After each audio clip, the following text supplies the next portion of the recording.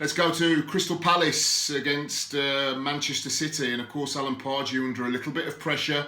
They're not winning games. They've spent a lot of money. They've got big earners there like Yohan Cabaye and of course Christian Benteke that came in. And I don't think things are going to get any better in the short term for Crystal Palace down at Selhurst Park. Manchester City, the visitors, scoring plenty of goals, creating plenty of chances, and I fully expect, even though they've been a little bit hit and miss at times, of course, they've had 2 or 3 draws at home, but I think that the added pressure on Crystal Palace to try and go for a win will mean that on the counter-attack, City will be very good. They'll look to pick off Crystal Palace, and I'm going to go for Crystal Palace 1, that man Benteke, and I'm going to go Manchester City 2, and I'm going to go for Sergio Aguero and Kevin De Bruyne. 2-1 to Manchester City. Let's go back up to Merseyside, and Everton, they face Swansea City, and I think this one is going to be one of my charity 3 wins for the weekend. I won 1,800 quid the other week for MENCAP, having picked England to win, Republic of Ireland to win, and Wales to draw. Those all came in at 18 to 100 £100 charity bet. So I'm going to have Everton as one of my 3 winners this week. Bob Bradley already has found it very difficult, of course, at Swansea City. Change of ownership, a change of emphasis, and they just cannot get the kind of results that they need at the moment. I think even for Everton that have found life a little bit hard, of course on the back of a real hiding recently down at Chelsea, a lot of angry Evertonians. I think that they'll get back to winning form back on their home patch. So I'm going to go for Everton 2 and Romelu Lukaku to at least score 1 and Swansea City 0.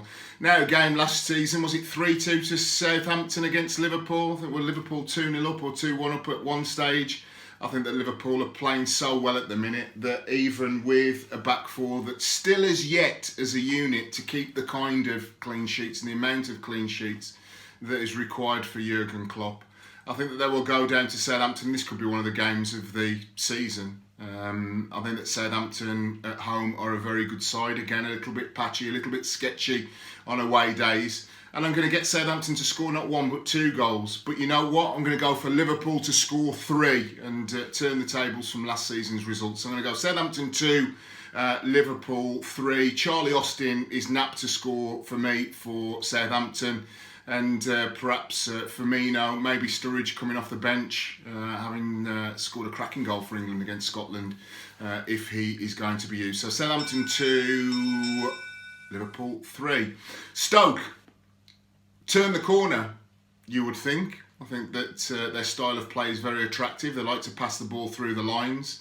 I think that they will look at this particular game against Bournemouth and see a side that are quite porous defensively.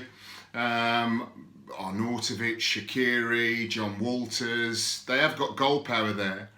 Of course, Wilfried Bony as well. So I'm going to go for a home victory. I don't think they'll manage to keep the clean sheet. I think that Eddie Howe's men need points, they need goals, and they will go for it. Callum Wilson in decent form this season in the Premier League. But I'm going to go for Stoke City 2, Bournemouth 1 for that one. Let's go to the relegation 6-pointer already, up in the northeast in the Stadium of Light. Sunderland against Hull City.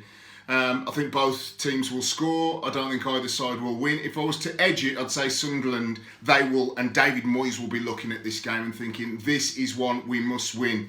But you could argue the same for Hull City. They've been terrible recently in terms of their form, having had a very good start to the season. And again, I think this one will have goals. I think it will be end-to-end. I think that potentially, again, it could be one of the games of the day. So I'm going to go for Sunderland 2. Jermaine Defoe, look no further. If there's goals to be had, he will score them. And I'm going to go for Hull City 2. I just don't think Sunderland have the confidence at the moment to put away a side that are going to be scrapping for their very lives. Watford against Leicester, the champions of England, of course, going down to Vicarage Road. And although in the Champions League they're nearly there, I fully expect them to go through to the next stages.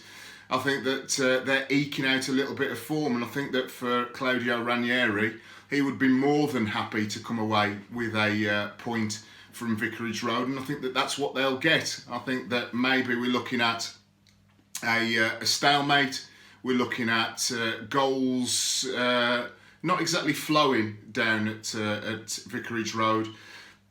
Look no further than the usual suspects. Jamie Vardy, perhaps on the back of a very confidence-boosting goal and performance for England on the counter-attack for the Foxes. Maybe even a Slimani, maybe even an Ahmed Musa with his pace could create problems. But I don't think they'll score more than the one goal. Troy Deeney, likewise.